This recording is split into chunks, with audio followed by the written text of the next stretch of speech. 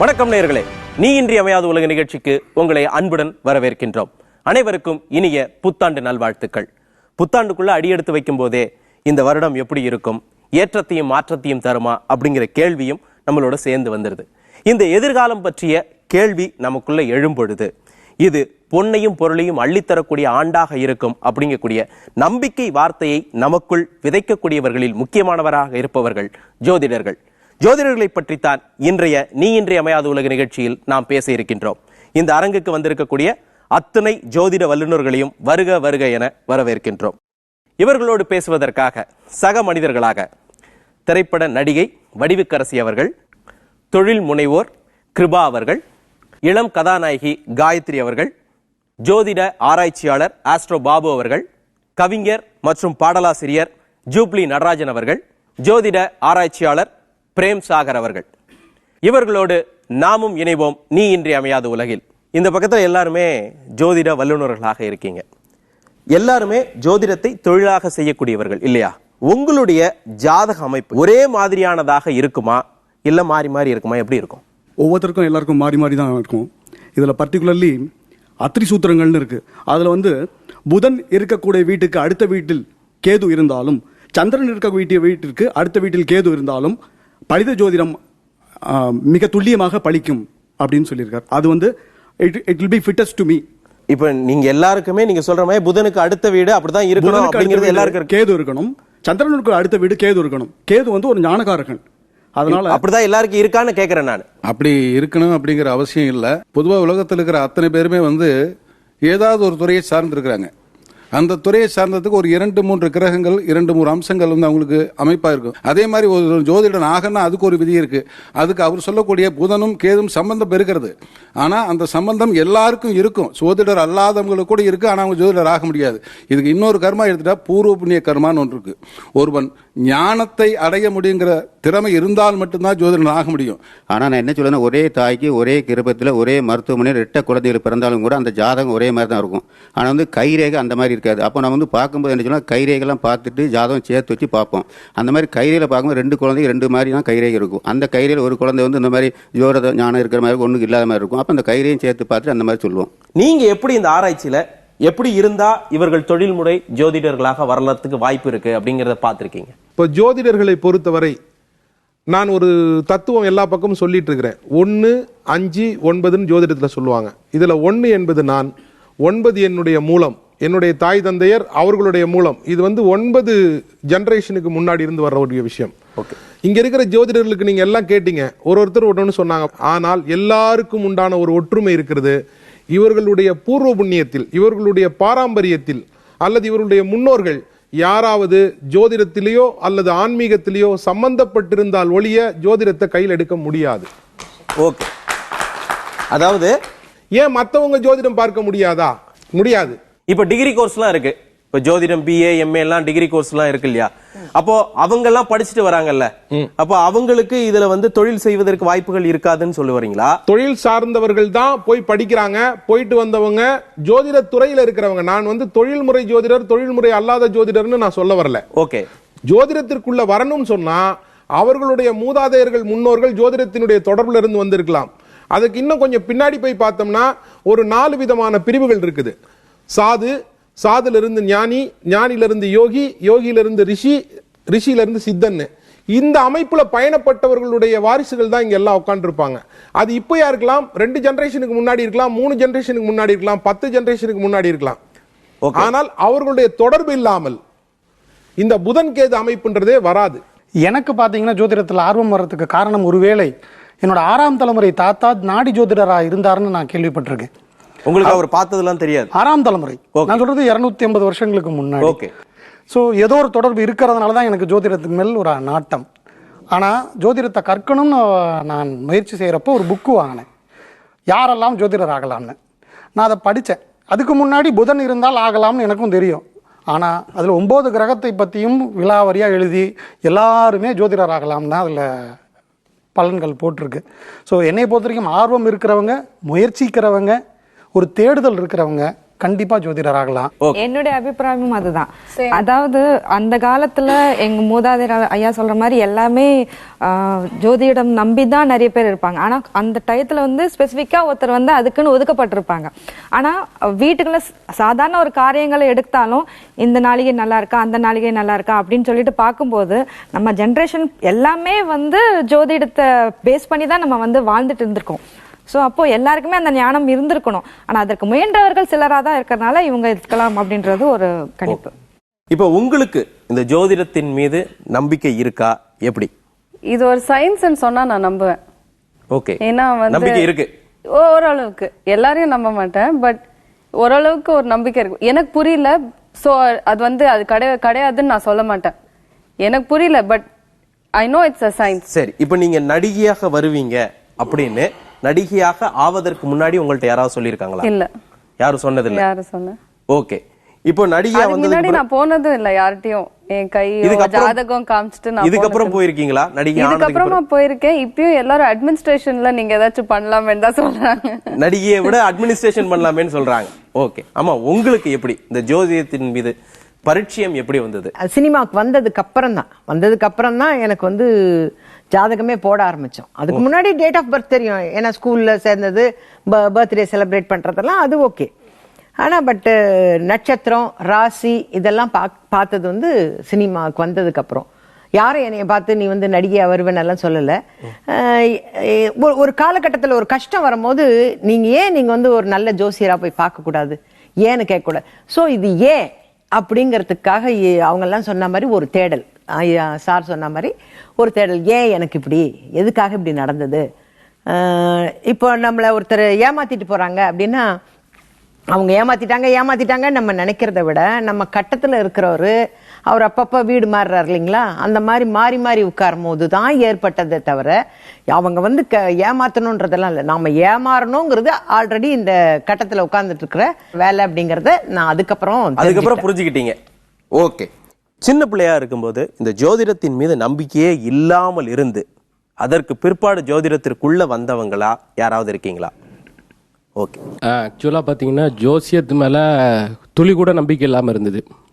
எப்படின்னு கேட்டால், நான் படித்த காலத்துலலாம் எங்கள் அப்பா வந்து எங்கள் தாத்தா தொழில்முறை ஜோதிடர். பாரம்பரியமாகவே ஜோதிடம் தான் எங்களுடைய கலை. ஸோ அப்படி இருக்கும்போது எங்கள் தாத்தா வந்து நிறைய விஷயம் சொல்லுவார். நீ 10th ஃபெயில் ஆகிடுவ. அவர் என்ன சொன்னாலும் விளையாட்டுத்தனமாக எடுத்துக்கிட்டேன். பட் ஆனால் உண்மையிலுமே 10th நான் ஃபெயில் ஆகிட்டேன். ஓகே, தாத்தா சொன்னது நடந்துச்சு. தாத்தா சொல்லு எதனால நடந்ததுன்றது எனக்கு 10th கூட தெரியல. 10th முடிச்சு நான் வந்து படித்தது மெட்ரிகுலேஷனு, ஃபெயில் ஆனது இங்கிலீஷு. இது ஏன் சொல்கிறேன் அப்படின்னா, ஒரு மெட்ரிகுலேஷன் ஸ்கூலில் படித்த பையன் இங்கிலீஷில் ஃபெயில் ஆகிட்டேன்னு சொல்லிட்டு எல்லாருமே ஒரு மாதிரி பேச ஆரம்பித்தாங்க. ஸோ அதுக்கு பிறகு தான் எனக்கு ஒரு யோசனை வந்தது. எங்கள் தாத்தா காலமாயிட்டார். தாத்தா வந்து நம்மளை 10th ஃபெயிலுன்னாரு. ஆனால் இங்கிலீஷ்னு சொன்னாரா இல்லை எதனால் அதை வச்சு சொன்னார் அப்படின்னு யோசிக்க ஆரம்பிக்கும் போது தான் எனக்கு சரி, ஏதோ ஒரு சின்ன விஷயம் இருக்குது, அந்த விஷயத்தை நம்ம தெரிஞ்சுக்கிட்டா அட்லீஸ்ட் நம்மளோட ஃபேமிலி, நம்மளுடைய பிஸ்னஸ்ஸு, நம்மளுடைய அடுத்த அட்வான்டேஜஸ்க்கு டெவலப்மெண்ட்டுக்கு யூஸ் பண்ணலான்னு சொல்லிட்டு தான் நான் ஜோசியத்தில் கற்றுக்க ஆரம்பித்தேன். எங்கள் ஃபேமிலியில் யாருமே ஜோதிடர்கள் கிடையாது. நான் தான் ஃபஸ்ட்டு. 80-90களில் நான் ஒரு கிரேட் 1 அட்மினிஸ்ட்ரேட்டிவ் ஆஃபீஸராக வேலை பார்த்தவன். என்னையவே நேரம் பெரட்டி போட்டது என்னென்னா, ஒரு தவறான ஒரு வழிகாட்டுதல், தவறான ஒரு அட்வைஸ் கிடைச்சது. இதை வச்சுக்கிட்டு நம்மளும் ஏதாவது தொழில் இறங்குவோமா அப்படின்னு நினச்சிட்டு வேலையை ரிசைன் பண்ணி வெளியில் வர்றோம். அது இறங்குனது என்னையவே என்னுடைய வாழ்க்கையை பெரட்டி போட்டுருச்சு. வேலை பார்த்துருந்தா ஒரு நல்ல உயர்வுக்கு போயிருப்போமே, இன்னைக்கு தேதியில் டாப்பில் இருப்போமே, ஆனால் ஒன்றுமே இல்லாமல் உட்காந்துட்டோமேங்கிற ஒரு ஸ்டேஜுக்கு வந்துருச்சு. என்னுடைய கஷ்டங்கள் யாரும் படக்கூடாதுங்கிறதுக்காக இந்த ஜோதிடத்தை கையில் எடுத்து இன்னைக்கு என்னால முடிஞ்ச, ஏன்னா என்னுடைய ரெகுலராக ஒரு 500 கிளைண்ட்ஸ் இருக்காங்க. இல்லை, ஒரு மிஸ்கைடன்ஸ் வரும்பொழுது உங்களுக்கு ஜோதிடம் தெரியாது. ஜோதிடம் லேசாகத்தான் தெரியுமே தவிர முழுமையாக தெரியாது. ஓகே, உங்களுக்கு மிஸ்கைடன்ஸ் வந்தது ஒரு இன்னொரு ஜோதிடர் இருந்தா, ஜோதிடர்கள் மூலமா தான் நான் அதை தவறா சொல்றதுக்கு வழி இல்லை. என்னுடைய நேரம் தவறு. Okay okay. நான் ஒரு முறை தஞ்சாவூர்லேருந்து மெட்ராஸ் வரதுக்காக நானும் என்னுடைய கசின், அவங்க கொஞ்சம் இந்த எச்சினின்னு சொல்லுவாங்கள்ல, அப்பப்போ சொல்லுவார். அது பழிச்சிட்டு இருக்கு, நான் நம்ப மாட்டேன். மெட்ராஸ் வரும்போது பஸ் எல்லாம் ஃபுல்லு, பின் எல்லாம் 3 பஸ்ஸும் ஃபுல்லு. முதல் பஸ்ஸில் சீட் நம்பர் 1 and 2 மட்டும் இருக்குது. சந்தோஷமாக ஏற போனால் பிடிச்சி இழுத்தான், போகாத அப்படின்னா. ஏன்னா first and seat VIP seat கிடச்சிருக்கு, வேணாங்கிற இடம்னு சொல்லி கேட்டதுக்கு இல்லை வேணாம் இறங்குன்னு சொல்லிட்டு 4வது பஸ்ஸில் வீரில் போய் உட்காந்தோம். போயிட்டே இருக்கும். அரை தூக்கத்தில் இருக்க சேத்தியா தோப்புக்கிட்ட இந்த பஸ் ஆக்சிடென்ட் ஆகி 4 சீட்டில் இருக்க சுற்றி விட்டாங்க. ஓகே, இதுக்கு முன்னாடி நம்பினதே கிடையாது சார். இது நான் அப்பதான் சொன்னேன், இதுக்காக எப்படி எனக்கு என்னமோ பட்டுது போயிருந்தா என்ன ஆயிருக்கும் அப்படின்னு. அப்போலேருந்து நான் நம்ப ஆரம்பிச்சேன், கேள்விகள் கேட்க ஆரம்பிச்சேன், நிறைய ஏதோ ஓரளவுக்கு தெரிஞ்சுக்கிட்டேன். நாம் தொடர்ந்து பேசலாம் ஒரு சிறிய இடைவேளைக்கு பிறகு. நீ இன்றியமையாத உலக நிகழ்ச்சி தொடர்கிறது. உங்களுக்கு ஏதாவது ஆச்சரியப்படுத்திய, உங்களுக்கு இப்படிலாம் நடக்குமா அப்படின்னு முன்னக்கூட்டியே சொன்னவர்கள் யாராவது இருக்காங்களா? அவங்க வந்து அழகா எனக்கு சொல்லி கொடுக்க ஆரம்பிச்சிட்டாங்க. ஜோதிடம்னா என்ன, ஏன் இந்த பிளேஸ்மெண்ட்டுக்கு வந்தா என்ன, இதனால என்ன பாதிப்புகள் வரும் அப்படின்னு அவங்க கரெக்டாக இப்போ கைட் பண்ணுறாங்க. அந்த கைட்னஸ் வந்து கரெக்டாக நடக்குது. ஒரு படத்துக்கு பேசுகிறாங்க அப்படின்னு சொன்னால் நான் பார்ப்பேன். முக்கியமாக வந்து என்னுடைய ஜென்ம நட்சத்திரமாக இருந்தால் அன்றைக்கி பேசவே மாட்டேன். ஏன்னா அவர் ஜோசியர் சொல்லிட்டாரு, அது என்ன ஜென்ம நட்சத்திரத்தை அன்னைக்கு இந்த பண்ணாதீங்கன்றாரு. என்னதான் நடக்குது பார்க்கலான்னு நான் எதையாவது ஒன்று முயற்சி பண்ணேன்னா அன்னைக்கு சாயந்தரத்துக்குள்ளார உட்காந்து ஓன்னு அழற மாதிரி வந்துடும். அதனால அந்த ஜென்ம நட்சத்திரம் யார் யாருக்கு அங்கே என் வீட்டில் என் மகளுக்கு, மருமகனுக்கு, என் தங்கச்சிக்கு இவங்களோட ஜென்ம நட்சத்திரத்துக்கு அப்போ நான் அவங்க கிட்ட வாய் கொடுக்கவே மாட்டேன். ஏன்னா எப்படியாவது ஒரு தகராறு நடக்குது. இதை நான் தெரிஞ்சுக்கிட்டேன். ஸோ இது வந்து ஜோதிடம் வந்து உங்களுக்கு உங்களை பொறுத்தவரை எப்படி அப்படின்னு சொன்னா 200% உண்மை. ஏன்னா சின்ன சின்ன ஒரு விஷயங்கள் வந்து எனக்கு கத்துக்க வச்சேன். 200% உண்மை. அதுல சந்திராஷ்டமமாவது ஓரளவுக்கு அட்ஜஸ்ட் ஆயிடும். ஆனா அந்த ஜென்ம நட்சத்திரத்தை அன்னைக்கு நான் டிராவல் பண்ண மாட்டேன். ஓகே, அந்த நாள்லாம் உங்களுக்கு ஏதாவது பார்த்து இப்படி நடக்கும் அப்படின்னு சொல்லி நடந்திருக்கா? எனக்கு இல்ல, எங்க அக்கா வந்திருந்தாங்க. ஆக்சுவலி அவங்களுக்கு ஃபாரின் போகிறது ஐடியாவே கிடையாது. வேற ஒரு ஊர்ல இருந்து பெங்களூர் வந்து நான் இங்கே படிக்கிறேன் அப்படின்னு வந்தாங்க ஒரு ஐடியால. அப்புறமா இல்ல டெல்லியில ஒரு யூனிவர்சிட்டி இருக்குன்னு அங்கேயும் போய் ட்ரை பண்ணாங்க, அட்மிஷன் கிடைக்கல. அடுத்து என்ன பண்ணுன்னு தெரியாம இருந்தப்போ நாங்க இப்படி கஷ்டகாலம் வரும்போதுன்னு சொல்லுவாங்கல்ல, அந்த மாதிரி என்ன பண்ணுன்னு தெரியாம இருந்தப்போ அவங்கள்ட்ட போனோம். அவங்க இந்த வருஷமே நீங்க ஃபாரின் போவீங்க, அது எப்படி சார் போக முடியும், அட்மிஷன் எல்லாம் க்ளோஸ் ஆயிருக்கும், இதுக்குள்ள லோனும் கிடைக்காது இனிமே அப்படி இப்படின்னு எல்லாம் இல்ல நீங்க கண்டிப்பா போவீங்க அப்படின்னாங்க. நீங்களே போய் ஒரு பையனை தேடிட்டு வருவீங்க, அவங்க வந்து இந்த டைரக்ஷன்ல இருந்து, அவங்க ஊர் வந்து உங்க வீட்டுக்கு இந்த டைரக்ஷன்ல இருக்கும் அப்படின்னு ஒரு டைரக்ஷன் சொன்னாங்க. அந்த பையனோட பேருக்கு என்ன அர்த்தம் இருக்கும்னு சொன்னாங்க. எல்லாம் சொன்னாங்க. கரெக்டா அப்படிதான் அமைஞ்சது. எங்க அக்காவுக்கு பிடிச்ச ஒரு கோர்ஸ் அண்ட் ரொம்ப நல்ல ஒரு டீச்சர் கிட்ட அது கிடைச்சது. சயின்ஸ்ன்னு சொன்னேன்ல, பட் இந்த அளவுக்கு ப்ரெடிக்ட் பண்ண முடியும்னு எனக்கு தெரியும். எதேச்சியா நீங்க போய் பார்த்து அவங்க சொன்னது உங்களுக்கு ஒரு ஆச்சரியத்தை கொடுத்தது இல்லையா? இது சொன்னது வந்து ஒரு முஸ்லிம். ஓகே, அவங்களுக்கு நாடி ஜோசியத்துல ரொம்ப இன்ட்ரெஸ்ட். அவங்க எடுத்து படிச்சு அவங்க இப்ப நாடி ஜோசியம் பண்றாங்க. இப்ப அம்மா சொன்னாங்களா அந்த ஜென்ம நட்சத்திரத்துல செய்யாதீங்க அப்படிங்கிறது, அது ஏன்? அதாவது ஜென்ம, அணுஜென்ம, திரிஜென்மன்னு சொல்லுவாங்க. அந்த நட்சத்திரங்கள் பாத்தீங்கன்னா தாராபலன் ஒன்று இருக்கு. ஒரு நிகழ்வுனா தாராபலன்ங்கிறது என்னன்னு சொல்றீங்க? தாரானா நட்சத்திரம்னு அர்த்தம். ஓகே, தாராபலனா நீங்க நட்சத்திரத்தோட பலம் எப்படி இருக்கு, அந்த நட்சத்திரத்தோட பலம் நமக்கு எப்படி இருக்குங்கிறத பார்க்கணும். ஓகே, அப்படிங்கும்போது நம்ம ஜென்ம நட்சத்திரத்துல புது முயற்சியில இறங்கக்கூடாது அப்படின்னு சொல்லி சாஸ்திரம் சொல்லுது.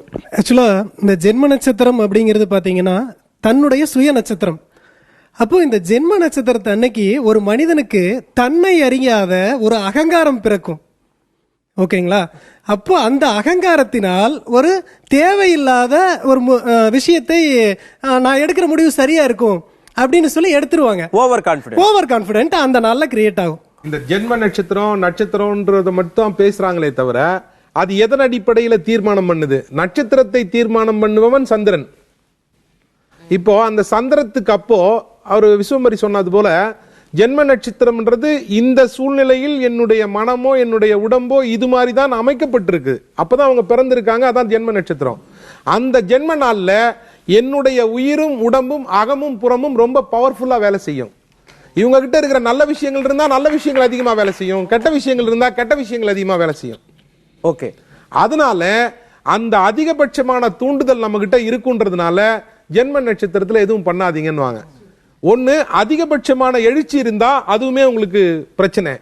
அதிகபட்சமான கெடுதல் இருந்தா, மைனஸ் பாயிண்ட் இருந்தா அதுவுமே உங்களுக்கு பிரச்சனை. அன்னைக்கு மனம் ஒரு நிலையில இருக்காது. நீங்க புது விஷயங்களை திட்டமிடுகிற பொழுதோ அல்லது வேற ஏதாவது ஒரு பிரச்சனைக்குரியான ஒரு விஷயங்களுக்கு போகிற பொழுதோ நீங்க வந்து ஒரு மனம் ஒரு நிலையில இல்லாம போகிறதுனால தான் ஜென்ம நட்சத்திரத்துல அந்த விஷயத்தை செய்யாதீங்கன்னு சொன்னாங்க. ஓகே, ரொம்ப அற்புதமான, ரொம்ப நன்றி மேடம். ஏன்னா நிறைய பேர் ஜென்ம நட்சத்திரம் பேசிட்டே இருப்பாங்க. அது எக்ஸ்பிளனேஷன் கொடுத்ததுக்கு ரொம்ப சூப்பர், மகிழ்ச்சி. ஒரு தோஷத்துக்கு பலன் பண்ணா உண்மையில அந்த ஃபியூச்சர் மாத்த முடியுமா? பரிகாரம் பண்ணா படிக்குமா படிக்காதங்கிறது 2 விதமா இருக்கு. ஒன்று சிஞ்சத கர்மா, இன்னொன்று பிராரார்த்த கர்மா. பிராரார்த்த கர்மாங்கிறது நம்ம வாங்கி வந்த வரம். அதுக்கு நீங்கள் என்ன பரிகாரம் பண்ணால் நீங்கள் அனுபவிச்சு தான் தீர்க்கணும். சிந்த கர்மாங்கிறது கோச்சாரத்தினால் விளையக்கூடிய விளைவுகள்.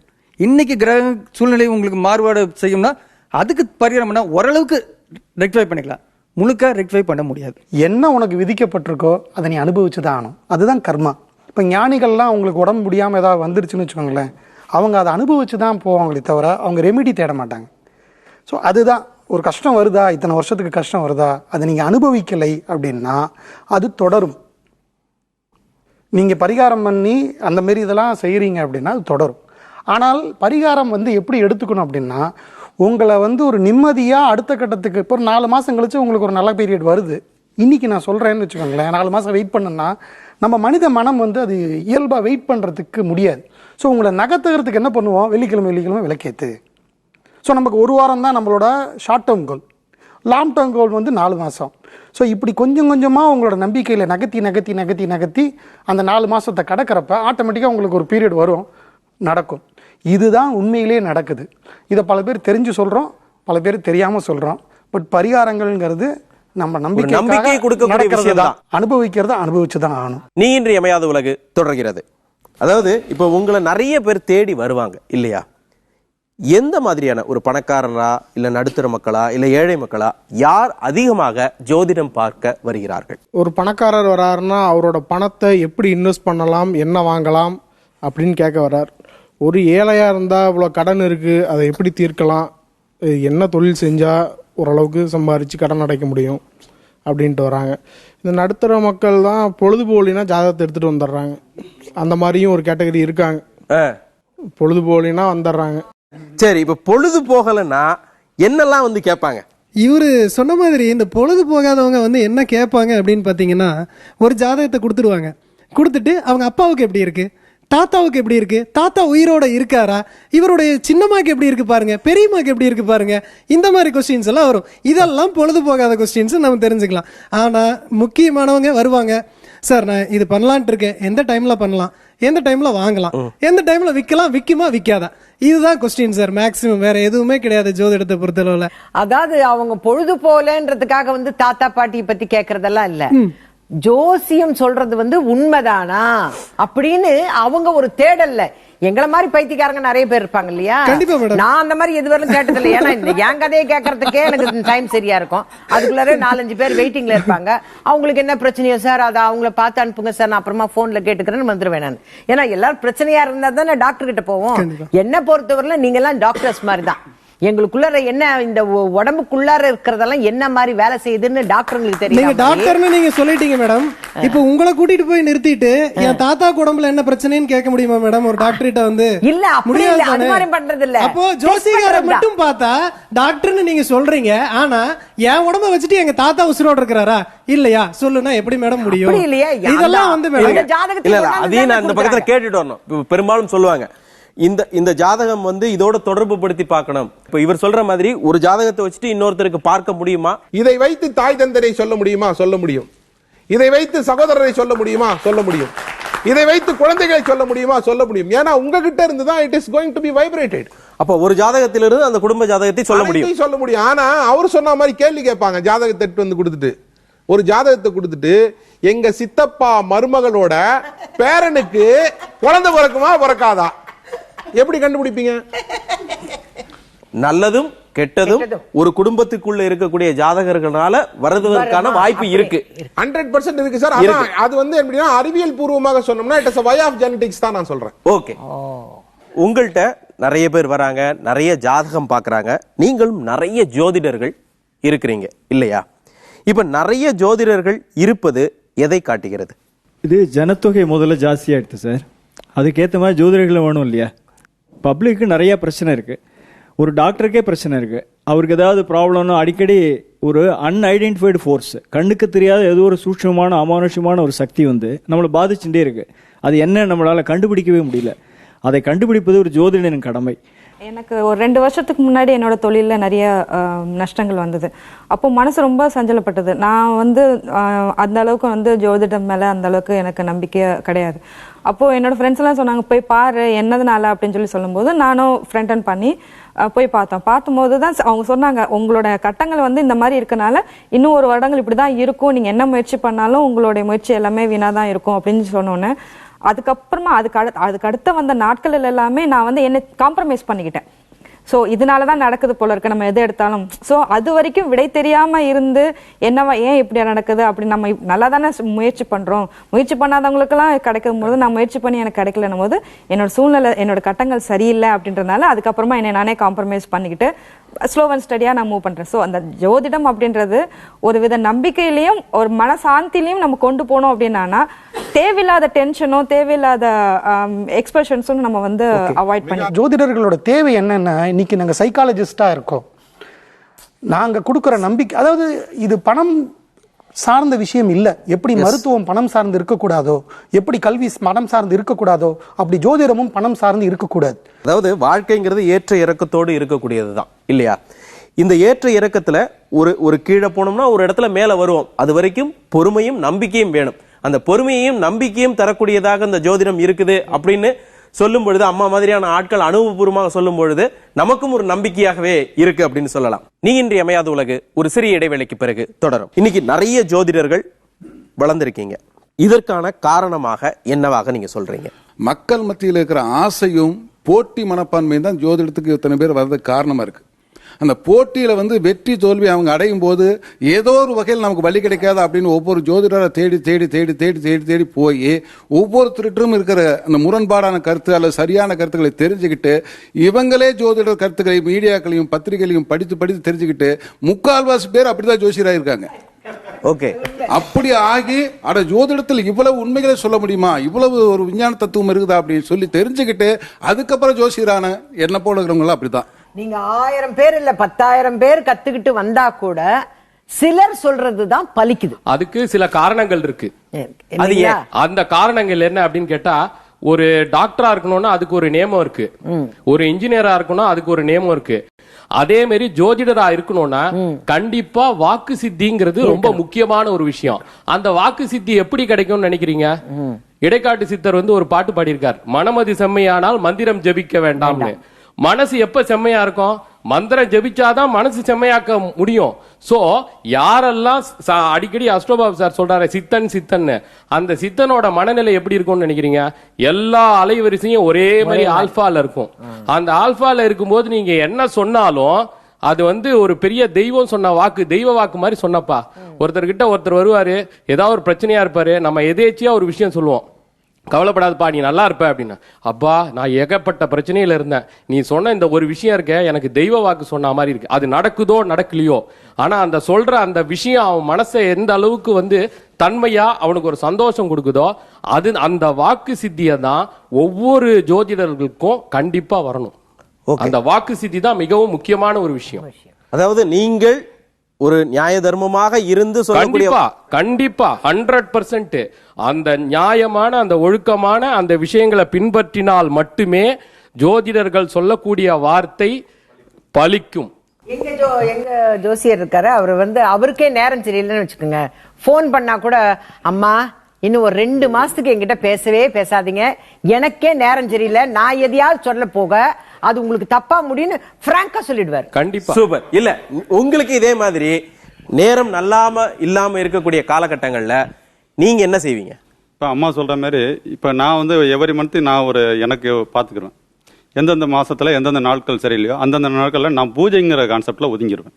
சரி, ஒரு நீண்ட காலமாக ஒரு 2 மாசமோ இல்ல ஒரு 6 மாசமோ உங்களுக்கான காலகட்டங்கள் இருக்கும்ல? நீண்ட நாள் அந்த மாதிரி இருக்க முடியாது. சரி, இன்று நம்மளால சொல்ல முடியாது அப்படின்னா ஒரே தடவை இன்னைக்கு வேற அப்பாயின்மெண்ட் இருக்குன்னு சொல்லிட்டு வேணா மாத்திக்கலாம், அவ்வளவுதான். அப்படி ஒதுங்கிடுவீங்க, அவ்வளவுதான். ஒரு நாள் அதுக்காக லாங்கா போனோம்னா ஃபீல்ட் அவுட் ஆயிடும். ஓ, அது வேற இருக்கு. சூப்பர். நீண்ட நாட்களுக்கு அந்த மாதிரி இருக்கக்கூடிய வாய்ப்புகள் இல்லை. அதே மாதிரி என்னன்னா சிறு நேரத்தில் வந்து கொஞ்ச நேரத்தில் கொஞ்சம் ஒரு 10 நிமிஷம் இல்லை ஒரு அரை மணி நேரம் அந்த மாதிரி ஒரு தவறான நேரங்கள் நமக்கு வரும். அப்போ என்ன பண்ணுவாங்கன்னா சாதாரணமா இந்த ஜாதகர் உயிரோட இருக்காலையா இல்லையா சொல்லுங்க அப்படின்னு நம்ம டெஸ்ட் பண்ண மாதிரி ஒரு கேள்விகள் கேட்கப்படும். அப்போ கொஞ்சம் உஷாரா நம்ம பார்த்து பதில் சொல்லிடணும், அவ்வளவுதான். ஓகே, அந்த மாதிரி நேரங்கள்ல நீங்க உஷாரா இருந்துக்கணும். நாங்க உஷாரா இருந்துக்கணும். ஜோதிடத்தை வந்து நீங்க ஏன் அதிகமான ஜோதிடர்கள் முதல்ல சொன்னீங்க இல்லையா, அதுக்கு என்ன காரணம்னா இன்னைக்கு இருக்கிற லைஃப் ஸ்டைல், இன்னைக்கு எல்லாத்துக்கும் உடனே இமீடியட்டா ஃபாஸ்ட் ஃபுட் மாதிரி ரிசல்ட் வேணும். அப்ப ரிசல்ட் வேணும் போது யாரும் பொறுமையா காத்துட்டு இருக்கிறது இல்ல. இன்னைக்கு லவ் பண்ண போற பையனும் இந்த ராசிக்கு இந்த ராசி சரி வருமா, இந்த நட்சத்திரத்துக்கு இந்த நட்சத்திரம் சரி வருமா, நான் லவ் பண்ணலாமான்னு கேட்டு லவ் பண்ணிட்டு இருக்காங்க அவங்களுக்குள்ளே. அப்ப சொல்றான், நீ வந்து இந்த நட்சத்திரத்துல இந்த நட்சத்திரம் உனக்கு எனக்கு ஒத்து வராதுன்னு ஜாதகம் சொல்லிச்சு, 8க்கு 10 பொருத்தத்துக்கு 4 பொருத்தம் தான் இருக்கு, அம்மா சரி வராதுன்னு வேண்டான்றான் லவ் பண்றான். அந்த மாதிரி காலகட்டமா மாறிட்டு இருக்குது. சரி, எனக்கு ஒரு 2-3 ஜோதிடர் இருக்காங்க. நான் முதல்ல ஒருத்தரை போய் பார்த்தேன், அப்புறம் ஒருத்தரை போய் பார்த்தேன், அதுக்கப்புறம் ஒருத்தரை போய் பார்த்தேன் அப்படின்னு சொல்றாங்க இல்லையா. அப்போ ஒவ்வொருத்தர் சொல்வதும் நமக்கு பிடிச்ச மாதிரி இருந்தா அவர்கிட்ட போறோமா, இல்ல அந்த பலன்கள் சரியாக சொல்லல அப்படிங்கறதுனால போறோமா, எப்படி இருக்கு சார்? சூப்பரான அருமையான கேள்வி சார். இது பிரபஞ்ச ரகசியம். இந்த பிரபஞ்ச ரகசியத்தை முழுமையாக அனுபவித்தன் யாருமே கிடையாது. ஒரு கிரகம், புதன் கிரகம்னு எடுத்துட்டீங்கன்னா, புதன் கிரகம்னு எடுத்தா ஒரு 1000 காரகங்கள் அதுக்கு சொல்ல முடியும். ஓகே. செவ்வாய் கிரகம்னு எடுத்தா ஒரு 1000 காரகங்கள் சொல்ல முடியும். சோ ஒரு முழுமையாக நம்ம தெரிஞ்சு கொள்றதுக்கு முடியல. இல்ல, எல்லாத்தையும் எழுதி வச்சிருக்காங்க.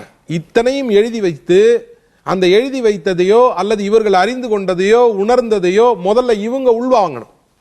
ஜோதிடர்கள் உள்ள வாங்கினதுல எத்தனை விஷயத்தினுடைய அடிப்படையில் அந்த ஜாதகத்தை அணுகுறாங்கன்னு ஒரு மெத்தட் இருக்கு. அவருடைய பார்வைக்கு அந்த நேரத்தில் அவர் வாங்கி வைத்த விஷயங்கள் எந்த விதமாக வெளிப்படுதோ அந்த விதமாக தான் பலன் வரும். நான் புரிந்து கொண்ட விஷயத்திலிருந்து நான் பலன் சொல்கிறேன், அவங்க புரிந்து கொண்ட விஷயத்திலிருந்து பலன் சொல்றாங்க. பலன் மாறுறதே இல்ல. ஓகே, நான் சொல்றது நடக்குது, அவங்க சொல்றது நடக்கும். ஓகே, பலன் மாறுறது இல்ல, புரிதல் தான். அப்போ இது ஒரு பிரபஞ்ச ரகசியம். இவ்வளவு பெரிய விஷயத்தை நம்ம இத்தினூண்டா சுருக்கி அந்த இத்தினூண்டு சுருக்கினதை நான் புரிஞ்சதை வெளிப்படுத்துறது தான். எனக்கு என்னன்னா, நல்லா தெரிஞ்சுக்கிட்டு நிறைய படிச்சுட்டு சொல்றவங்க சொல்லும் பொழுது கொஞ்சம் நல்லா வருது. இது என்ன வெள்ளையா இருக்கிறவங்க போய் சொல்லாது இல்ல, அத மாதிரி நான் கேக்குறேன். என்னன்னா பிரபஞ்ச ரகசியம் பெருசா இருக்கு, நிறைய இருக்கு. இத நான் புரிஞ்சுக்கிட்டது, நான் இந்த பக்கத்துல இருந்து பார்க்கும்போது முக்கோணமா தெரிஞ்சு, அந்த பக்கத்துல பார்க்கும்போது சதுரம். அப்போ சதுரமா பாக்குறது சரியா, முக்கோணமா பாக்குறது சரியா? ரெண்டுமே சரின்னு தான் சொல்றேன். ஜோதிடத்துல பல முறைகள் இருக்கு. பஞ்சாங்கமே எடுத்தீங்கன்னா 2 பஞ்சாங்கம் இருக்கு. அயனாம்சம் பாத்தீங்கன்னா ஒரு 5-6 இருக்கு. இப்படி நிறைய முறைகள் இருக்கு. ஸ்கூல் ஆஃப் தாட்டை இந்த ஜோதிடர் எதுல வந்து எந்த ஸ்கூல் ஆஃப் தாட்டை அவர் வந்து பயன்படுத்துறாருங்கிறத வச்சுதான் பலன். இப்போ ஃபார் எக்ஸாம்பிள் பார்த்தீங்கன்னா நட்சத்திர டிஃபரன்சஸ் ஒரு பஞ்சாங்கத்துலேருந்து இன்னொரு பஞ்சாங்கத்துக்கும் நட்சத்திரத்தில் ஒரு வேறுபாடு இருக்கிறப்ப திசைகளோட காலமே மாறி போயிடும். ஸோ திசைகள் காலம் மாறுறப்ப நீங்கள் சொல்கிற பலன்கள் மாறித்தான் ஆகும். ஓகே. ஸோ இப்போ என்ன அப்படின்னா, நீங்கள் அந்தந்த ஜோதிடர் எந்தெந்த விதமாக அந்த ஸ்கூல் ஆஃப் தாட்டை பயன்படுத்துகிறாங்க அப்படின்னு வர்றப்ப அந்த பலனோட உங்களோட வாழ்க்கையை அடுத்த 6 மாதத்துக்கு அதோட நீங்கள் நகர்த்தி போகிறப்ப பலன்கள் வந்ததுன்னா நீங்கள் அந்த ஜோதிடரை போகலாம். இல்லையா நீங்கள் இன்னொரு புது ஜோதிடரை தான் தேடி ஆகணும். ஸோ உங்களோட தேடுதல் ஜோதிடர்லையும் இருக்கணும். யாரோட மேட்ச் ஆகுதோ அவங்களோட போகணும், இல்லை நீங்கள் கற்றுக்கணும். ஓகே. நாங்க தனியா பாடம் தான் படிக்கணும். எந்த ஜோதிடர்ட்ட போறதுங்கிறதுக்கு ஒரு ஜாதகம் பார்க்கணும் போல இருக்கு. அதுதான் உண்மை. இப்ப நான் எப்படி ஜோதிடம் கத்துக்கிட்டேன்னா 18 வருஷ தேடுதல். இப்போ எல்லாருமே பரீட்சை எழுதுறாங்க. பரீட்சை எழுதுற அனைத்து நபர்களும் 100 மார்க் எடுத்துறாங்களான்னா கிடையாது. அவங்களுடைய ஐக்கியூ பவர், இப்போ பாபையா சொன்ன மாதிரி, அதே மாதிரி இந்த பாடத்தை சொல்லி கொடுத்த வாத்தியார் எழுதினாலும் 100% மார்க் எடுக்க முடியாது. இதை தயார் பண்ணின ஆசிரியர்கள் வந்து எழுதினாலும் 100% தயார் பண்ண முடியாது. அப்போ ஒவ்வொருத்தருக்கும் ஐக்கியூ பவர் எந்த அளவுக்கு இருக்கோ அந்த அளவுக்கு ஜோதிடத்தில் கொஞ்சம் புலமையா இருப்பாங்க. இவர் சொன்ன மாதிரி வந்து அந்த வாடிக்கையாளருக்கும் ஜோதிடருக்கும் இருக்கக்கூடிய ரேடியேஷன், எங்கிட்ட வந்துட்டு நான் பேசுகிற ப்ரிடிக்ஷன் நல்லா இல்லைன்னு சொல்லி முரண்பாடாகி வெளியே போனவங்க உண்டு. வேறொரு ஜோதிடத்தை பார்த்துட்டு திரும்ப இங்கே வந்ததும் உண்டு. மக்கள் ஜோதிடத்தை தேடுற மாதிரி நாங்களும் ஜோதிடத்துக்குள்ள ஜோதிடர் இருந்துக்கிட்டு தேடிக்கிட்டே தான் இருக்கிறோம். ஓகே. அதில் வந்து பல வழிமுறைகள் இருக்கு. நான் இப்போ உங்களை அணுகி வரக்கூடிய மக்கள் இருக்காங்கல்ல, அவங்க வரும்போது உங்களோட நம்பிக்கையோட அணுகிறாங்களா இல்ல ஒரு சந்தேகத்தோட அணுகிறாங்களா? வர மக்கள் அனைவருமே எப்படின்னா, ஏதாவது ஒரு விடிவு கிடைக்காதா, இவர்கிட்ட போனா நம்ம பிரச்சனையிலேருந்து விடுபடுவோமா, எப்ப பார்த்தாலும் நமக்கு பிரச்சனை உழண்டுகிட்டே இருக்குமே, ஏதாவது ஒரு சின்ன லைட்டு மாதிரி எங்கேயாவது வாழ்க்கையில தெரியாதா, அந்த நம்பிக்கையில தான் வராங்க ஜோதிடர்கிட்ட. சரி. ஜோதிடர்களும் அவங்கள யாருன்னு தெரியாத போது அவங்களோட ஜாதகத்தை பார்க்கும்போது அவங்களுக்கு கிட்டத்தட்ட பாபு ஐயா சொன்ன மாதிரி எல்லா விஷயங்களையும் தெரிஞ்சிடும். தெரிஞ்சு இவங்களுக்கு இதுதான் ஜாதகம், இப்படிதான் அவஸ்தைப்படணும் அப்படிங்கிற சிச்சுவேஷன் இருக்கும்போது நம்ம அவங்கள்ட்ட போய் ஓப்பனா வந்து, சார் நீங்க இப்படியே தான் இருக்கணும், கடைசி வரைக்கும் உங்களுக்கு விடிவே கிடையாதுன்னு சொல்லவே முடியாது. நமக்கு நல்லா தெரியுது அவனுக்கு அட்வான்டேஜே இல்லைன்னு. அப்ப எப்படி அந்த நேரத்தில் அவங்ககிட்ட போய், எப்பா உனக்கு அட்வான்டேஜே கிடையாது, நீ இப்படியே தான் வாழ்க்கையை ஓட்டணும் அப்படின்னும் போது ஐயா சொன்னார் பார்த்தீங்களா சைக்கார்டிஸ்ட், அங்கதான் எங்க சைக்கார்டிஸ்டே வேலை செய்யறோம். நம்ம வந்து சொல்லக்கூடிய விஷயங்கள், நான் அதை தான் சொல்றேன், என்னுடைய ஸ்டைல் எப்படின்னா அடுத்தவனோட லைஃப் ஸ்டைலை இம்ப்ரூவ் பண்றதுக்கு தான் இந்த அஸ்ட்ராலஜி இருக்கு. மிகப்பெரிய பிரச்சனையா இருக்கிறது வந்து செவ்வாய் தோஷம். ஒரு ஜோசியர் வந்து ஒரு பொண்ணுக்கு செவ்வாய் தோஷம் இருக்குங்கிறாரு, இன்னொரு ஜோசி செவ்வாய் தோஷம் கிடையாது குரு பார்க்கறாரு அப்படிங்கிறாரு. அதை எடுத்துட்டு போய் வீட்டில் சர்ச்சை வருது. மாப்பிள்ளை வீட்டில் சொல்றான் செவ்வாய் தோஷம் இருக்கோ இல்லையோ, செவ்வாய் தோஷம் இந்த இது அமைப்பே இல்லாத வேற ஒரு பொண்ணா பார்ப்போமே, இதுல ஏன் போய் டிபேட் பண்ணிட்டு உட்காந்துருக்கணும்னு சொல்லிட்டு என்ன ஆகுது கேட்டீங்கன்னா, அந்த மாதிரி பொண்ணுங்கள் கல்யாணம் ஆகாம 40-45 வரைக்கும் அப்படியே இருக்காங்க. அந்த பொண்ணு வீட்டுக்காரன் ஜாதக கடத்த எண்ணிட்டு இருக்கான் சார், அந்த பிள்ளைகளை எண்ணிட்டு இருக்கு சார். இன்னைக்கு இது பாருங்க, இவர் கூட சொல்ற செவ்வாய் மட்டுமா கேட்கறாங்க. எனக்கு பிபி எம்பிஏனா எம்பிஏ, நான் பிஇல ட்ரிபிள்னா அதே மாப்பிள்ளை வேணும், எம்எஸ்னா அதே மாப்பிள்ளை வேணும்னு கேட்டுட்டு இருக்காங்க. ஒரு ஜோசியர் நீங்க கொண்டுட்டு வாங்க, செவ்வாய் இருக்கிறதுக்கு இல்லை நான் பொருத்தம் பார்த்து தரேன், ஆனா அந்த திருமணத்தை அவங்க ஒத்துக்குவாங்களா கேட்டகரி சொல்றாங்க. நான் என்கிட்ட 50 லட்சம் ரூபாய் கார் இருக்கு, அதுதான் ஸ்டார் வேல்யூ இருக்கு, எல்லாமே நல்லா தான் சார் அக்செப்ட் பண்ணிக்கிறேன் சார். செவ்வாய் இல்லாத பெண்களுக்கு திருமணம் இல்லாம இருக்கு, அத பத்தியே ஒரு ஐடியா இல்லாத செவ்வாய் தோஷம் அது வந்து என்ன அப்படி பேரண்ட்ஸ்க்கு நீங்க ஒட்டுமொத்தமா என்ன அட்வைஸ் சொல்றீங்க சார்? ஒவ்வொருத்தரும் ஒண்ணு செவ்வாய் தோஷம் ஒரு மேட்டரே இல்லைங்க. என் மனைவிக்கு 2 செவ்வாய் தோஷம், நான் எனக்கு 9 செவ்வாய் தோசை போன தான் நான் கல்யாணம் இருக்கேன், இது வரைக்கும் நல்லா தான் இருக்கேன். ஒண்ணு புரிஞ்சுக்குங்க, செவ்வாய் தோஷமோ இல்ல செவ்வாய் இதோ ஒரு திருமணத்தை நிறுத்துவதில்லை. இந்த செவ்வாய்ன்றது கன்ஸ்ட்ரக்ஷன் ஆஃப் பிளட், வேற nothing but is construction of blood. ஒரு செவ்வாய் வலுப்பட்டு இருக்கிற பொழுது அவன் A1 பாசிட்டிவாகவோ A பாசிட்டிவாகவோ O பாசிட்டிவாகவோ ரத்த வகையை சார்ந்தவனாக இருப்பான். இது நீங்க ஆராய்ச்சியில பார்த்து அப்சல்யூட்லி 8 வகையான ரத்த வகை இருக்கு. 8 வகையான ரத்த வகைக்கு செவ்வாய் எங்க இருந்தால் அந்த வகையான ரத்த வகை இருக்குன்னு சொல்ல முடியும். ஓகே, நீங்க அதை வந்து பாத்திருக்கீங்க ரிசர்ச்ல. 18 வருட ஆராய்ச்சி சார், கொஞ்சம் நஞ்சல்ல. Super super. தோஷம் அப்படி சொல்லலாம். குறிப்பா திருமணங்கள்ல இந்த செவ்வாய் தோஷம் மிகப்பெரிய பிரச்சனை. வேற ஒண்ணுமே இல்ல சார், நீங்க மைனஸ் பிளட் எடுத்து போய் பிளஸ் பிளட் கூட சேர்க்க முடியாது. சேர்த்தீங்கன்னா அவங்களுடைய தாம்பத்திய உறவுல பிரச்சனை வரும், அவங்க டெலிவரியில குழந்தை பிறக்கும் போது பிரச்சனை வரும். அதனால அதை வேண்டான்னு சொல்றாங்க. அதுக்கு அந்த காலங்கள்ல இப்ப சொன்ன மாதிரி பிளட் ரிப்போர்ட் டெஸ்ட் ரிப்போர்ட் எல்லாம் இருந்து எடுத்து நீங்க இப்ப சொல்லிடுறீங்க செல்ஸ் இவ்வளவு இருக்கு, பிளட் பிளேட்ஸ் இவ்வளவு இருக்கு, ஹீமோகுளோபின் இவ்வளவு இருக்குன்னு. அந்த காலத்துல எங்க ஆளுங்களுக்கு தெரியலையே. அதனால அவர்கள் ஜோதிட கணித முறையில் 2, 4, 7, 8, 12 இந்த இடத்தில் செவ்வாய் வலுவாக இருக்கிற ஆட்களுக்கு ரத்த வகை அதிகமாக வீரியமாக இருக்கும், அவன் அதிக வீரியமாக இருப்பான், அதனால் வீரியமான ஒரு ஆணை அந்த பெண்ணுடன் சேருங்கன்னு சொன்னார். ஓகே, வேற ஒண்ணும் காரணம் இல்ல. ஓகே, இது போல ஒன்னொன்னுக்கும் அறிவியல் பூர்வமான விஷயங்களை எல்லா கிரகக்காரங்களுக்கும் ஜாதகம் ஜோதிடம் அனைத்து விஷயங்களுக்கும் அறிவியல் பூர்வமாக என்னால இந்த மேடை இல்ல எந்த மேடையில் வேணாலும் என்னால சொல்ல முடியும். சூப்பர். குடும்ப ஜோதிடம்னு ஒரு புக்கு நிறைய பேர் பார்த்துருப்பீங்க.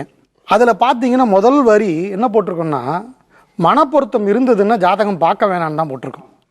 கிரகம் இது அது எதையுமே பார்க்க வேணாம். ஏன்னா இந்த கிரகங்கள் காமிக்கிறது என்ன, வரக்கூடிய பிரச்சனைகளையும் இதையும் தான். உங்க மனசு பொருத்தம் கரெக்டா இருந்தது அப்படின்னா நீங்க அந்த பிரச்சனைகளை தாங்கிக்கிட்டு வாழலாம். நான் அப்படிதான் வாழ்ந்துகிட்டு இருக்கேன். தன்னை நம்பியவர்களுக்கு எதுவுமே தேவையில்லை அப்படின்னு சொல்லுவாங்க இல்லையா? அதாவது நான் என்னை நம்பிவிட்டேன், எதை வந்தாலும் நான் பார்த்துக் கொள்வேன் அப்படிங்கக்கூடிய தைரியம், வாழ்க்கையை எதிர்கொள்ளக்கூடிய துணிச்சல் இருந்துட்டா யாருக்கும் எதுவும் தேவையில்லை, நம்ம எல்லாத்தையும் சகிச்சுக்கிட்டு வாழலாம். ஆனா ஒரு பாதுகாப்பு உணர்வோடு வாழணும்னு நினைக்கும் போது இது எல்லாமே தேவைப்படுது. கல்யாணம் ஆகாம இருக்கிறதுக்கு காரணம் வெறும் ஜாதக கோளாறுகள் மட்டும் கிடையாது, சுத்தி இருக்கிறவங்க தான். இப்ப அவர் ஐயா சொன்னார் இல்லையா, நீங்க வந்து ஜாதகத்துல எல்லாத்தையும் பார்க்குறோம். பொண்ணோட அப்பாவுக்கும் பையனோட அப்பாவுக்கும் ஸ்டேட்டஸ் டிஃப்ரெண்டா இருந்துச்சுன்னா அங்க கூட கல்யாணம் நடக்கிறது இல்லை. நம்ம ஒரு பெண்ணுக்கு தகுதியான ஆணை தான் தேர்ந்தெடுக்கணுமே தவிர, இல்ல ஒரு தகுதியான பெண்ணை ஒரு ஆணுக்கு தேர்ந்தெடுக்கணுமே தவிர அதுக்கு ஜாதகம் பார்க்கறதை விட்டுட்டு அவர் வந்து கெசட் ஆபீசரா இருந்தா பொண்ணோட அப்பாவும் கெசட் ஆபீசர் இருக்கணும், அவர் ஸ்கூல் மாஸ்டரா இருந்தாருன்னு வச்சுக்கோங்க, அந்த பொண்ணை தரமாட்டாங்க. இன்னைக்கு பிரச்சனை என்ன அப்படின்னா அந்த குடும்பங்கள் தான் பிரச்சனை. நீ இன்றி அமையாத உலகு தொடர்கிறது. அதாவது ஒரு திருமணத்திற்கு பொருத்தம் பார்ப்பது அப்படிங்கிறது ஒரு ஸ்டேட்டஸ் பார்த்து பார்க்கக்கூடிய வழக்கமாக மாறிடுச்சு அப்படின்னு சார் சொன்னார் இல்லையா? நீங்கள் நல்ல பையனா இருக்கான் இல்ல நல்ல பொண்ணா இருக்கு அப்படிங்கிறதுக்காக ஜாதகத்துல பொருத்தம் பார்க்கும் பொழுது பரவாயில்ல பார்த்து விடுங்க அப்படிங்கிற மாதிரி நிர்பந்திக்கப்படுறீங்களா? அப்படி கண்டிப்பா இல்ல. அப்படி வர்ற பெற்றோர்கள் எல்லாருமே நல்ல ஜாதகம் வேணும் தான் கேட்கறாங்க. ஆனா நாம எடுத்து கொடுக்கற ஜாதகத்தை வேற காரணம் காட்டி நிராகரிக்கிறாங்களா வழியா, வேற ஏதாவது ஒரு தவறான ஜாதகத்தை எனக்கு பயன்படுத்தி இந்த பையன் நல்லா இருக்கிற எப்படியே செட்டப் பண்ணி விடுங்க அப்படின்னு சொல்லி இல்ல நீங்க ஒரு 10 பொருத்தம்லாம் சொல்லுவீங்க இல்லையா, கொஞ்சம் பொருத்தம் முன்ன பின்ன இருந்தாலும் பரவாயில்லங்கிற மாதிரி இருக்காங்களா? அப்படியெல்லாம் இல்ல. அப்படி இல்லை கொஞ்சம் ஓரளவு திருப்தியை எதிர்பார்க்குறாங்க. நல்லா இருக்குது அப்படின்னு முழுமையாக சொன்னால் கரெக்டாக அதை ஏற்றுக்கிறாங்க, கரெக்டாக அதன்படி தான் நடக்கிறாங்க. அதில் மாறுதல் எது இல்லை. பொருத்தங்கள் இல்லை அப்படின்னு நாங்கள் சொன்ன பிறகு நாங்கள் இல்லை அது கொஞ்சம் பார்த்து சொல்லுங்க அப்படின்னு சொல்லலாம். அவங்க நமக்கு சொந்தக்காரங்களாக இருந்தாலும் சரி, ஃப்ரெண்டாக இருந்தாலும் சரி, எப்படியா இருந்தாலும் சரி, ஜாதக விதி இவ்வளவுதான், இதுக்கு மேலே நீங்கள் பண்ணுகிறது உங்கள் பொறுப்புன்னு சொல்லிட்டு நாங்கள் வந்து அவாய்ட் பண்ணிடுறது தான். இந்த பொருத்தம் பார்க்கறது அப்படிங்கிறது டோட்டலி 10 பொருத்தத்தில் சேர்ந்தது அல்ல. முதல்ல எனக்கு என்னைக்கு திருமண நாளோ அதே நாள் திருமண நாள் தான் என் மனைவிக்கு வர்ற மாதிரி கணிதம் இருந்தால் மட்டுமே தான் சேருவாங்க, மற்ற எந்த விதத்திலும் சேர மாட்டாங்க. அதுதான் உண்மை. இல்ல இப்ப திருமணத்துக்கு பொருத்தம் பார்த்து இப்படி இருந்தா விதி இருந்தா தான் கல்யாணம் ஆகும் நினைக்கிறீங்க இல்லையா? அப்படி நடந்தும் ஏன் முறிவு வருது? அது அவங்க பிரிவு ஜாதத்திலேயே செவ்வாய்க்கும் சுக்கிரனுக்கு இடையில கேது இருந்ததுன்னா கண்டிப்பாக மன முறிவு ஆக போகுதுன்னு தெரியும். முதலே சொல்லிடுவோம் கண்டிப்பா மன முறிவாக போகுதுன்ட்டு. இப்போ கல்யாணத்துக்கு இதுதான் பொருத்தம்னு சொல்றீங்க, மனமுறிவுக்கும் காரணம் இருக்குன்னு சொல்றீங்க. ஆமா. அப்ப அந்த விதி விதிக்கப்பட்ட விதி. இவனுக்கு 2 மனைவி 2 தாரம் இருக்குன்னா அவனுக்கு 2 தாரம் இருக்கும். 2 கணவன் இருக்கணும், 2 கணவன் கண்டிப்பா அமையும். அதுதான் விதி. இதை நம்ம மாத்த முடியாது. ஓகே, இது முன்னக்கூட்டியே நீங்க ஜாதகக்காரங்களுக்கு சொல்லிருக்கோம். எத்தனை சொல்லி நடந்திருக்கு. 50 ரூபாய்க்காக சொல்லாம இருக்கிறவங்களும் இருக்காங்க. இல்ல அதுதான் கேட்கிறேன். அது நடக்குது. ஆனா வந்து நிறைய பேர் வந்து கரெக்டா தான் இருக்காங்க. பட் மனமுறிவுக்கு ஜாதகம் சரியா கணிக்காததும் ஒரு காரணம். அதை நம்ம மறுக்கவே முடியாது. ஏன்னா நம்ம ரியாலிட்டி ஒத்துக்கணும். என்னன்னா நமக்கு ஜீவனம் இருக்கணும். வந்த கிளைண்ட்டை விட முடியாது. அதாவது என்ன சொல்லுவாங்கன்னா, don't lie but hide the truth. Okay, அது சொல்ல வேண்டாம், உண்மையை மறைச்சா போதும். ஸோ 6 பொருத்தம் இருக்கு அப்படின்னு சொல்லிட்டுருவாங்க. ஆக்சுவலா 8 பொருத்தம் 9 பொருத்தம் இருந்தாதான் கல்யாணம் பண்ணணும்னு நம்ம சொல்லுவோம். 6 பொருத்தம் இருக்கான்னு இவர் இருந்தா பாசிட்டிவ் சைட்ல ஓகே நல்லா இருக்குன்னு சொல்லிட்டு போயிடுவார். இதுதான் பிரச்சனை. ஒரு திருமணம் என்பது ஒரு ஆலமரத்தினுடைய வித்து, ஒரு ஜனனம், இனிமேல் பிறக்க போகிற சமுதாயத்தினுடைய ஆரம்பம். அதுல தயவு செய்து அந்த மாதிரியான விஷயங்கள்ல யாரும் பண்ணாதீங்கன்றது என்னோட வேண்டுகோள். யாரும் பண்ண மாட்டாங்க. உண்மையாலுமே நல்ல ஜோதிடர் பயின்றவங்க அந்த மாதிரி பண்ண மாட்டாங்க. ஆனா இது இப்போ இந்த நியூ இயர்ல ஒரே ஒரு விஷயம் மட்டும் சொல்றேன். இப்போ அவரு செந்தில் நான் சொன்ன மாதிரி என்ன பண்றாங்கன்னா, ஸ்டேட்டஸ் ஆயிடுது, பொண்ணு நல்லா வந்துடுது, பையன் ஜாதகமோ அல்லது பொண்ணு ஜாதகமோ ஏதோ ஒரு பிரச்சனைகள் இருக்கக்கூடிய ஜாதகமாக இருக்குது, அதை மாத்திடுறாங்க சார். நடக்குது சார். உண்மையை நான் இன்னைக்கு சொல்றேன். யார் எந்த எதிர்ப்பு இருந்தாலும் எனக்கு அதை பத்தி பிரச்சனை செஞ்சிடறாங்க. தயவு செய்து அந்த பெற்றோர்களுக்கு வேண்டிக்கிறேன், இப்போ நல்லா இருக்கும். ஆனா அவருடைய வாழ்க்கை நீங்க எதற்காக அந்த வேலையை செஞ்சீங்களோ அதனுடைய வாழ்க்கை அது கெடுத்துரும். இப்போ நிறைய ஜோதிடர்கள் இருக்கீங்க. ஒரு ஜோதிடர்களுக்கு வந்து செல்வம் கொழிக்குது, ஒருத்தர் இன்னும் 50 ரூபாய்க்கு பார்த்துக்கிட்டு இருக்கிறவரா இருக்கிறாரு. இவர்கள் 2 பேருக்கும் இப்படி ஒரு நிலை, 2 பேரும் ஒரே கணிப்பு, ஒரே ஜாதக இதெல்லாமே இருக்குல்ல, ஏன் இப்படி ஒரு நிலை? இன்னைக்கு என்னன்னா, இன்னைக்கு வாடகை கரண்ட் பில்லுன்னு பண்றதுனால இன்னைக்கு இது வந்து இப்போ வந்து கமாடிட்டி பிஸ்னஸ் ஆயிடுச்சு. பண்டமாற்று முறையில் இருந்ததுல இன்னைக்கு பண வியாபாரமாக வரங்காடிக்கு பண்டமாற்று முறை ஆயிடுச்சு. இப்போ இதில் வந்து ஒரு சின்ன ஈகோ இருக்கு நம்ம ஆளுக்கு. யார் அதிக பீஸ் வாங்குற டாக்டரும் அவன் பெரிய டாக்டர், யார் அதிக ஸ்கூலில் பீஸ் வாங்கினாலும் அவன் பெரிய ஸ்கூலு, எந்த ஜோசியர் அதிகமாக பீஸ் வாங்குறாரோ அவர் பெரிய ஜோசியர். அவங்ககிட்ட ஐக்கிய பவர் இருக்கான்னு யாரும் தேட மாட்டேங்கிறாங்க. எவன் பீஸ் அதிகமாக வாங்கணும் அங்கே போறாங்கிறாங்க. அப்படி ஒரு நிலை இருக்கு. இது ஒரு நிலை இருக்கு. இப்ப கடவுள்களே எடுத்துக்கங்களேன். ஒரு பெருமாளுக்கு ஒரு விளக்கு ஏத்துறதுக்கு ஆள் இருக்காது.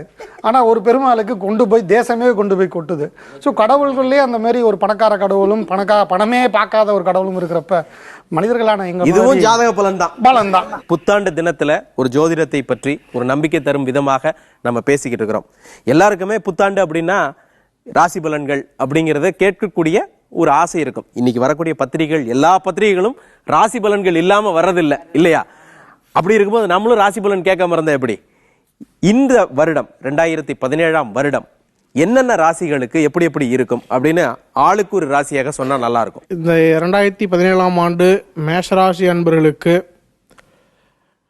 இப்ப அந்த 26/1 நடக்கக்கூடிய சனி பயிற்சி ஒரு சாதகமான சூழ்நிலையை கொடுக்க இருக்கிறது. ரிஷபராசி நேயர்களுக்கு அஷ்டம சனி வருது அப்படின்னு எல்லாம் சொல்லுவாங்க. ஆனால் இந்த 2017ல 9வது மாதம் வரைக்கும் அவங்களுக்கு எந்த பிரச்சனையும் கிடையாது.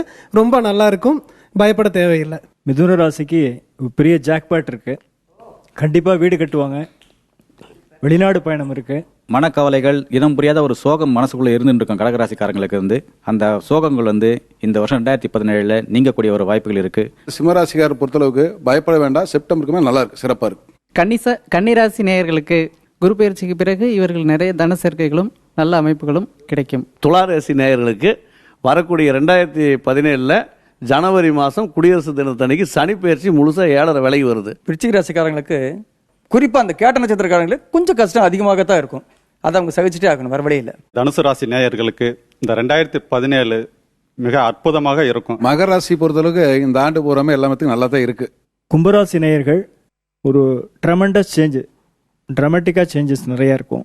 மீனராசி மக்களுக்கு இந்த வருஷம் பிரமாதமாக இருக்குது. ஆரம்பமே குருவினுடைய பார்வை ரொம்ப டாப்பாக இருக்குது. எல்லா கிரகங்களும் சாதகமாக தான் இருக்குது. பொதுவா இந்த 2017 இந்தியாவுக்கு எப்படி இருக்கும்? இந்த 2017 மே மாசத்துக்கு பிறகு இந்தியா ஒரு வல்லரசு ஆகும். அதுவும் ஒரு நல்ல ஒரு நிலைமைக்கு வரும். லஞ்ச லாவண்யங்களை ஒழிச்சு அனைவருமே அவங்கவுங்க வேலை செய்யக்கூடிய தன்மையில இருக்கும். இப்ப பொதுவாக நம்ம இப்ப ஒரு பண நெருக்கடி இந்தியா முழுவதுமே இருக்கு அப்படிங்கிற மாதிரியான ஒரு சூழ்நிலை இருக்கு இல்லையா? இந்த பண நெருக்கடி இந்த 2017 தீந்துருமா? 2017 ஜூலை மாசத்துக்கு பிறகு தீரும். அது வரைக்கும் இருக்கு. அது வரைக்கும் கண்டிப்பாக தொடரும். போன வருஷத்தோட இந்த வருஷம் வாழ்க்கை ஒருபடி மேல உயரணும், வசதியும் வாய்ப்புகளும் பெருகணும். போன வருஷம் செய்ய விட்டதெல்லாம் இந்த வருஷத்துலயாவது செஞ்சு முடிக்கணும் அப்படின்னு எல்லாருமே விருப்பப்படுவோம். இந்த விருப்பம், நம்பிக்கை, உத்வேகம் தான் வாழ்க்கையை திட்டமிட்டு வாழ வழிவகை செய்யுது. திட்டமிடல் பாதுகாப்பானது. இந்த பாதுகாப்பான வாழ்க்கைக்கு உதவக்கூடிய இந்த ஜோதிடர்கள் இன்றியும் இந்த உலக அமையாது என்று கூறி இந்த நிகழ்ச்சியை நிறைவு செய்கின்றோம். மீண்டும் ஒரு நீ இன்றி அமையாது உலக நிகழ்ச்சியில் சந்திப்போம். நன்றி, வணக்கம்.